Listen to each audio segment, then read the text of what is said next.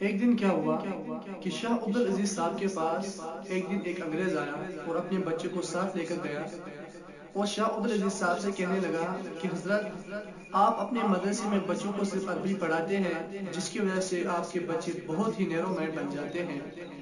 آپ ہم لوگوں کو دیکھیے، ہم اپنے بچوں کو انگریزی، سائنس وغیرہ وغیرہ کتابیں پڑھاتے ہیں جس کی وجہ سے ہمارے بچے اوپن مائنڈڈ بن جاتے ہیں. آپ میرے بچے کو دیکھیے، یہ کتنا انٹیلیجنٹ ہے. تو شاہ عبدالعزیز صاحب نے اس بچے کو بلایا اور اس سے کہا کہ بیٹا، یہ جو وضو کرنے کا جو یہ حوض ہے اس میں کتنے پیالے پانی ہوں گے؟ تو ظاہر سی بات ہے کہ حوض میں بہت پانی ہوتا ہے. تو اس بچے نے بہت غور و فکر کرنے کے بعد کہا کہ مجھے نہیں پتا.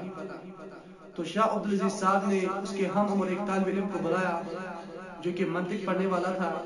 اسے کہا کہ بیٹا، اس حوض میں کتنے پیالے پانی ہوں گے؟ تو اس طالب علم نے کہا حضرت، اگر اس حوض کے مقابلے آدھے سائز کا پیالہ ہو تو 2 پیالے نکلیں گے، اور اگر اس حوض کے سائز کا 1 پیالہ ہو تو 1 پانی کا پیالہ نکلے گا. آج کا جو بگڑا ہوا معاشرہ ہے، اس معاشرے میں طالب علم کو بہت ہی گندی نظر سے دیکھا جا رہا ہے، جو کہ ٹھیک نہیں.